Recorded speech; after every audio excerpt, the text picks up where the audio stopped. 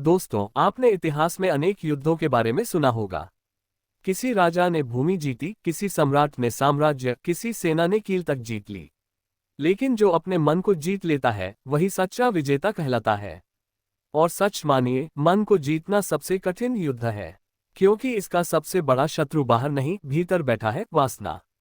वासना कभी दुश्मन की तरह तलवार लेकर सामने नहीं आती, वह तो आती है सुगंध बनकर, मधुर हंसी बनकर, कोमल स्पर्श बनकर। और साधक हो या गृहस्थ, सन्यासी हो या भिक्षु, इसकी गिरफ्त में कोई भी आ सकता है। दोस्तों, आज ज्ञान सागर में हम आपको भगवान बुद्ध का एक ऐसा गहन उपदेश सुनाने जा रहे हैं जो साधारण उपदेश नहीं है। ये ब्रह्मचर्य का वह रहस्यमय दृष्टिकोण है जो उन्होंने केवल चुनिंदा क्षणों में ही प्रकट किया था। अगर आप इसे ध्यान से सुन लें तो ब्रह्मचर्य को लेकर आपकी पूरी समझ बदल सकती है। भगवान बुद्ध का उपदेश। एक बार भगवान बुद्ध ने भिक्षुओं को संबोधित करते हुए कहा, भिक्षुओं, स्त्रियों में 5 दोष हैं। 1. उनका रूप दोष है। 2. उनका शब्द अर्थात आवाज दोष है। 3. उनका गंध दोष है। 4. उनका रस अर्थात उनके साथ सुख का आस्वादन लेना दोष है। 5. और उनका स्पर्श दोष है। लेकिन क्या भगवान बुद्ध स्त्री को दोषी ठहरा रहे हैं? नहीं, बुद्ध कभी किसी को दोषी नहीं ठहराते। वे केवल ये बताते हैं कि साधक का मन इन 5 आकर्षणों में फंस सकता है, और यही बंधन है। भिक्षु नंदक की कथा। राजगृह में एक युवा भिक्षु थे, नंदक। वे भगवान बुद्ध के शिष्य थे। साधना गहरी थी, लेकिन मन का एक कोना वासनाओं से अछूता नहीं था। एक दिन नंदक भिक्षा के लिए नगर में गए। उनकी दृष्टि एक सुंदर स्त्री पर पड़ी। उसकी चाल, उसकी हंसी, उसकी सुगंध, सब ने उनके मन को विचलित कर दिया। वे ध्यानस्थ होकर भी ध्यान नहीं कर पाए। निराश होकर भगवान बुद्ध के पास पहुंचे और बोले, भगवान, मैं हार गया।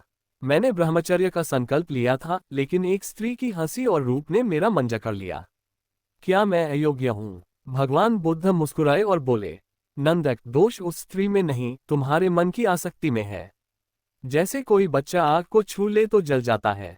दोष आग का नहीं, अज्ञान का है। उसका रूप मात्र रूप है। उसकी हंसी केवल वायु की कंपन है। उसकी सुगंध केवल रसायन है। उसका रस केवल सुख है। उसका स्पर्श केवल संवेदना है। लेकिन जब मन इन्हें स्थायी और सुखद समझ लेता है, तब बंधन बनता है। और यही है ब्रह्मचर्य का उल्लंघन। जब आंख कोई चीज देखे तो जानो ये केवल रूप है। कान कोई शब्द सुने तो जानो ये केवल ध्वनि है। नाक कोई गंध सूंघे तो जानो ये केवल गंध है। जीभ कोई स्वाद चखे तो जानो ये केवल स्वाद है। शरीर को स्पर्श करे तो जानो ये केवल स्पर्श है। मन किसी चीज के प्रति आसक्त हो तो जानो ये भी बदलने वाला है। इन 6 इंद्रियों के प्रति संयम ही साधक को निर्वाण की ओर ले जाता है। यही है वास्तविक ब्रह्मचर्य। नंदक ने यह उपदेश सुनकर साधना की। हर रूप, हर आवाज, हर गंध, हर रस, हर स्पर्श को देखते ही कहते, यह अनित्य है, क्षणिक है, इसमें सुख नहीं, केवल मोह है। धीरे धीरे उनका मन शांत हुआ। उनकी वासना बुझने लगी और एक दिन उन्होंने निर्वाण का साक्षात्कार किया। ये कहानी हमारी भी है। दोस्तों, सोचिए, क्या ये केवल नंदक की कहानी है? नहीं, ये हमारी कहानी है। हर दिन हम भी उन्हीं 5 जालों में फंसते हैं। रूप हमें खींचता है। आवाज हमें मोह लेती है। सुगंध हमें बांध लेती है। रस हमें रोक लेता है। स्पर्श हमें गुलाम बना देता है। आज के समय में सोशल मीडिया, विज्ञापन, मनोरंजन, सब आपके मन को इन्हीं 5 जालों में बांध रहे हैं। अगर आप सजग नहीं रहेंगे तो आपका ब्रह्मचर्य टूट जाएगा, चाहे आप गृहस्थ हो या साधक। लेकिन अगर आप भगवान बुद्ध के बताए मार्ग पर चलें, इंद्रियों की रक्षा करें, तो आप हर आकर्षण से मुक्त हो सकते हैं। अंतिम संदेश। दोस्तों, रूप सुंदर है पर क्षणभंगुर है। आवाज मधुर है पर नश्वर है।